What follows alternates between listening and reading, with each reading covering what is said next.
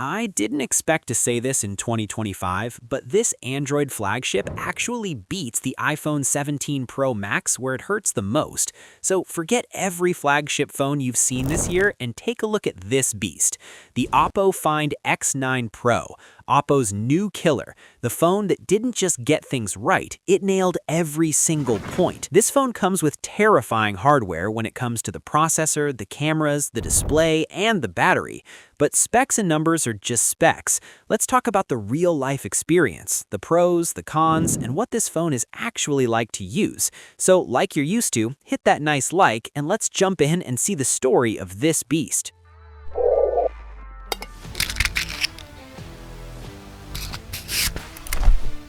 The Find design language has finally changed. Forget that big circle where the cameras used to be packed. Now it's a calm square placed a bit on the left side of the phone.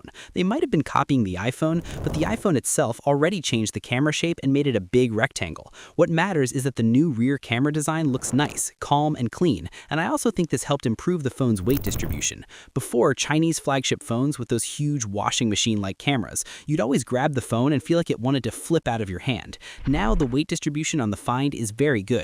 You won't feel like the phone wants to tip over toward the camera side. The build quality is obviously premium, a fancy glass back with an aluminum frame, and the color I have is matte white. What's special about it is that it doesn't show fingerprints, doesn't collect dust, nothing. But I feel like it's a bit too plain, like it could have used some texture. At the same time, if you added texture to it, it would look like the Reno series, and this is a flagship phone way above the Reno. It's not thin, 8.3 millimeters, and it weighs 224 grams. Guys, this is a flagship phone, a true flagship that's comparable to expensive phones with powerful hardware, and that naturally makes them a bit heavy. This phone also has a massive battery, like we'll see in a bit, so it's great that it didn't get much thicker than them. The phone is very similar to the iPhone 17 Pro Max in terms of the chassis or frame, the corner roundings, and the screen shape. You feel like they had the iPhone in front of them and wanted to make something similar, but the thing they couldn't copy from the iPhone is the curves in the iPhone's frame, because here the back is separate from the frame. This is one piece and that's another piece. So yes, there is a curve, but it's light. It won't bother you. The phone won't bother you in daily use, but the iPhone is more comfortable to use because the back and the frame are one single piece of aluminum. Apple knew how to shape it well and create that curve. These are details I know might not matter to a lot of people, but this is a flagship phone, an expensive phone, so I have to mention everything that comes to my mind. The phone is water resistant with the highest ratings, IP68 and IP69, so don't worry at all about the build quality or protection here. And there are a lot of buttons, like it's a whole button festival. You've got the volume buttons, right under them the power button, and a bit lower there's a camera control button, which isn't a physical button, it works capacitive style. And honestly, I don't like this button. I stopped using it on the iPhone too. On the other side, there's a button called the Snap key, which is exactly like the iPhone's action button. You can customize it for anything. They even made the interface and visuals for controlling this button in software exactly like the iPhone. You really feel like Oppo always has Apple in mind when they're making their flagship phone. I don't know if that's something people will like or not, but honestly, I prefer when a phone has its own separate identity. But fine, no big deal. The screen here is 6.78 inches, LTPO AMOLED, 1.5K, 120 Hz, with a dimming rate of 2160 Hz. And of course, the screen supports HDR10+ and Dolby Vision. The screen is completely flat, don't worry, there are no curves that might annoy you. And the bezels, guys, are insane. They're extremely thin. You'll always love looking at this phone's screen. In real-life usage, the screen is very good in terms of colors, watching videos, social media, gaming. Anything you can think of doing on this screen will be very good. It's a screen that has almost all the technology you need. Someone might say, no, I wanted a Quad HD screen, not 1.5K. But honestly, look at anyone with a Quad HD phone and you'll find them running it at Full HD or 1.5K to save battery. Overall, the screen here is sharp. I didn't feel like it needed higher pixel density. Pixel density here is 450 pixels per inch. The thing I really wanted on this screen was an anti-reflective coating, like what's on the Ultra and somewhat on the iPhone. And don't even compare it to the Ultra, because here there's no anti-reflective coating. And that's something I started paying attention to on flagship phones, because it really makes a difference in usage. Brightness here is good under the sun, 3600 nits. You'll clearly see the screen outdoors, and the screen is protected by Gorilla Victus 2, and you'll find a screen protector already applied on the display. Let's talk about performance. You feel like Oppo has a relationship with MediaTek. Every time I see an Oppo phone, I find a MediaTek processor. Here, Oppo used MediaTek's new flagship processor, completely different from previous generations, the Dimensity 9500, built on 3nm technology technology with Oppo's new ColorOS 16 based on Android 16 with 512 gigabytes of very fast storage, UFS 4.1. As for updates, Oppo officially promised 5 years of Android updates for this phone. Honestly, this is one of the best Chinese flagships you can buy if you want long-term updates. Samsung and Apple are still ahead with 2 extra years of updates. But okay, 5 years isn't bad for a flagship phone. It'll stay updated and supported for 5 years, so I won't count that as a downside. As for benchmark numbers, in Geekbench, I found it very close to Bionic A19 Pro in the iPhone 17 Pro Max. In multi-core, yes, single-core the iPhone is still slightly ahead, but not by a big margin, and that tells you this processor is very powerful. Forget about numbers though. Real-world performance, guys, is unreal. I don't want to exaggerate and call it a rocket, but you'll really enjoy the performance. It's one of the strongest flagship performance experiences right now. App opening, animations, everything is dialed in perfectly. The new interface and its engine, the animations are tuned to perfection. You won't feel any hiccups at all. You'll actually feel happy and enjoy using the phone. And I'm talking about real-life experience, not benchmark numbers. In general, BBK has developed their software a lot recently, and Oppo is their main company, so they get the best of it. The software experience here will really impress you. There are no issues. So bottom line, I have no problem at all with performance. On the contrary, I'm very happy with it. But I do have one small comment, which is heat. The cooling system here is missing something. It's not perfectly tuned. The phone gets a bit warm in normal usage, not heavy usage, and I can accept that because once you put on the case included in the box, you won't feel it at all. I already have a case anyway. But my bigger issue is under heavy load. After about 10 to 15 minutes, you'll notice the processor dropping its clock speeds to almost half. And that's a scary number. Why? Cutting the clock speeds in half means that you're overheating, which means the cooling system isn't tuned very well. Another thing I always noticed heating up, or the area that heats up the most, is the area next to the camera window. Bottom line, in normal daily use, the phone warms up just a little, but under heavy load, it heats up. Will you feel that heat or not? You won't feel it much because it doesn't transfer strongly to the frame. It stays mostly in the back. So if you're holding the phone like this and you have a case on it, you won't face any real issue. And after the phone lowers its clock speeds, the performance is still good because the base performance is very strong. But no, this is not the best cooling in a flagship phone, or a true flagship. I mean, Apple with the iPhone 17 Pro Max has cooling tuned perfectly. When I was stressing both phones side by side, I'd find the Oppo heating up much faster and more easily than the iPhone. But gaming performance on the Oppo is very good. It runs PUBG at 120 frames like it's running nothing at all. An excellent experience. The fingerprint sensor here is ultrasonic under the display. Its position isn't very low, it's a bit higher, but it's insanely fast. Just a touch and the phone unlocks. It also has a really nice looking animation. There are small details here that are very well tuned in this phone. Of course, it has everything else. Extra microphones for noise cancellation, NFC, an IR sensor, and an always-on display styled like the iPhone lock screen. It stays on all the time. There are many nice styles you can choose from, so fine, we'll move on. What's great about this phone is that it has a real proximity sensor for calls, and it works perfectly. I always like that Oppo never gives up on this sensor in any phone, budget, mid-range, or expensive. You'll always find a properly tuned proximity sensor. The phone has stereo speakers, the sound is loud, but it can't be rated like mid-range phones. I feel like it's not on the same level as true flagship phones. Samsung and Apple still outperform it with better bass and fuller sound. Here, the sound is loud, but the quality itself isn't the best. I'm saying this because I test all phones, and I can tell you from experience how the sound really is. But when it comes to network reception and Wi-Fi, this phone is one of the strongest flagship phones you can buy. If you usually have issues in this area, this phone is extremely powerful. Excellent to the highest degree. And of course, it supports Wi-Fi 7. One of the things I really loved about this phone is the battery, 7,500 milliamp hours. Forget that the real-life capacity might be around 7,000, for example. You're still getting a huge battery in a global flagship phone. This is a version released worldwide, not just in China. Keep that point in mind because you'll see other phones with bigger batteries, but those phones weren't officially released globally. The important thing is battery performance here. This is the first flagship phone I've tested that I can say can last into the second second day without charging. Can the iPhone 17 Pro Max do that? Yes, but I don't like using it heavily. Its battery is strong, but I personally have issues with it. I'm more comfortable on Android. Here, the battery is very strong, stronger than the S25 Ultra, honestly, by a noticeable margin. This phone truly has a battery you can rely on with no issues, and you get an 80 watts charger in the box. It charges the battery in a relatively long time, about 1 hour and 10 minutes, because the battery itself is large.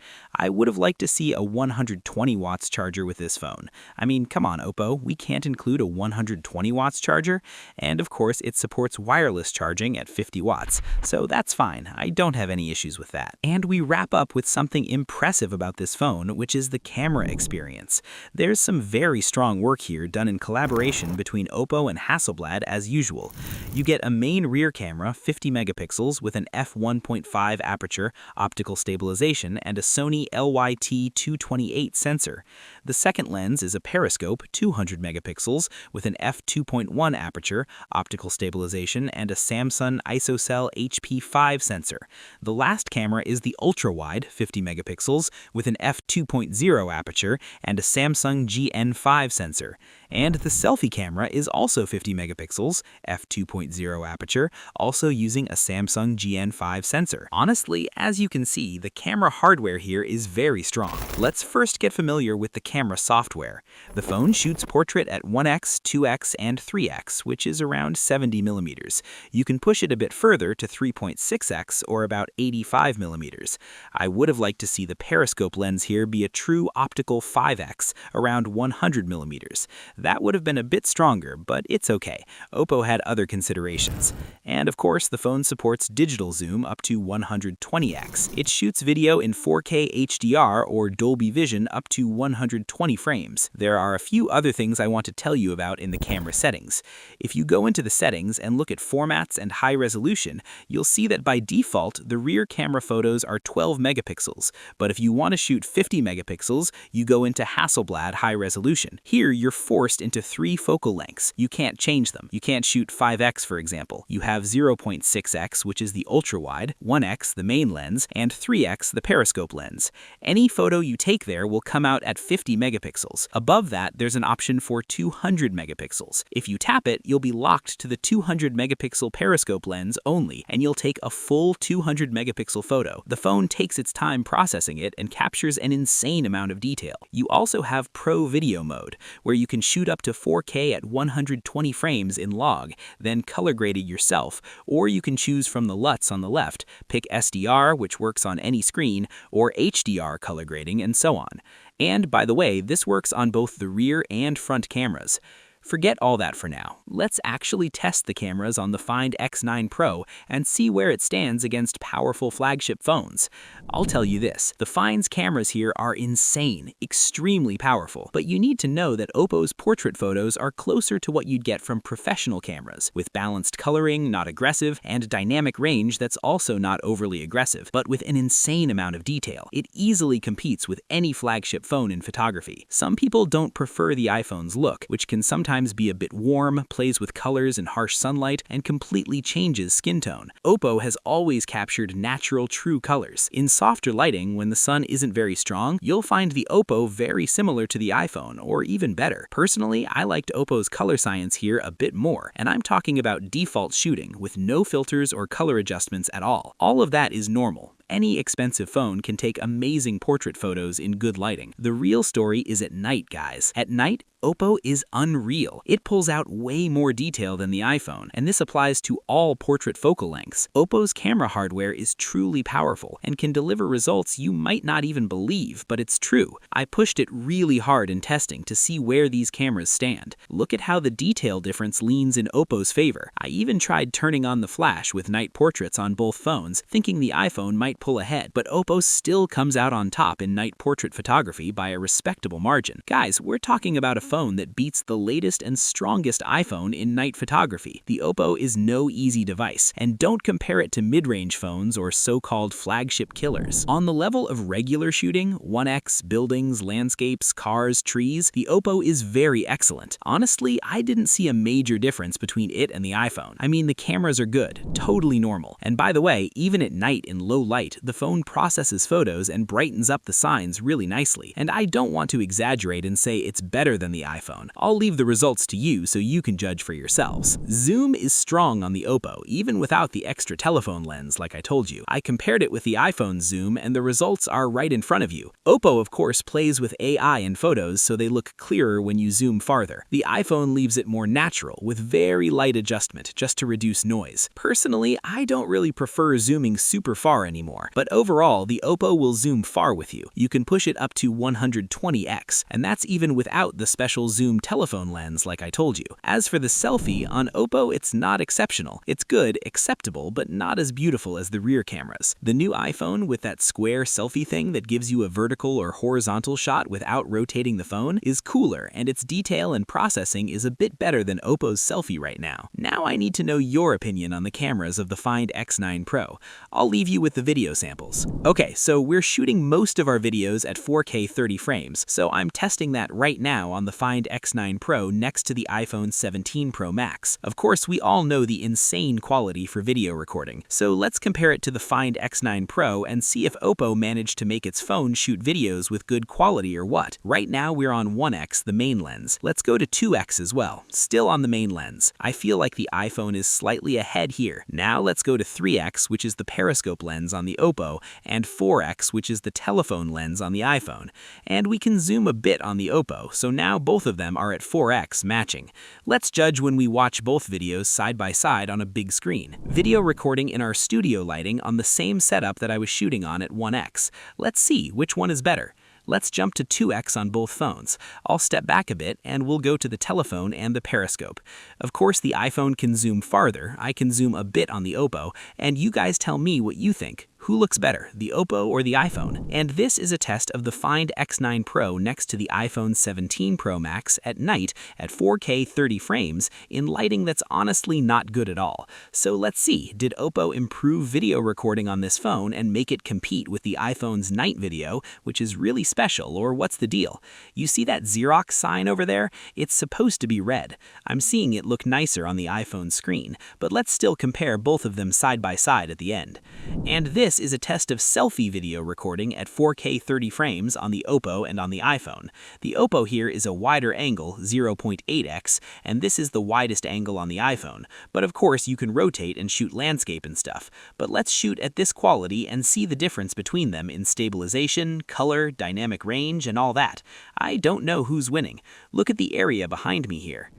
Now let's get to the price point. This phone in China had a good price, but when it went global, the 512GB version with 16GB RAM came out at about $1,300, and that's a bit expensive. All prices mentioned are approximate estimates, meant to give you a general idea. Please check local prices in your country for accuracy. You can put 2 SIM cards in this phone. You can't add a memory card, and of course it supports eSIM. I really liked the experience of the Oppo Find X9 Pro. This is the most premium Oppo Find I've tested so far. This phone, I feel like it's not missing anything. A very respectable camera experience, a perfect screen experience, strong performance, and insane battery. I might have a few reservations that may not matter to some people, but of course they matter to others. Like, for example, there's no 8K video recording. Even though I've never once shot 8K video on my own phone, the phone heats up a bit with the heavy tests that not everyone does on a phone, and the thing that matters to me a bit is that there's no anti-reflective coating on the screen, because that's something that started to matter to me and something I started to feel when I pick up any other flagship phone after the Ultra. And that's it. I want to thank you so much if you made it with me to this point. I'm done now. I finished the video. I finished everything I needed to say. Make sure you hit that nice like if you didn't do it at the start, and leave me a comment and tell me what you think about the Oppo Find X9 Pro. Don't worry, we're going to test other flagship phones like the Vivo X300 Pro,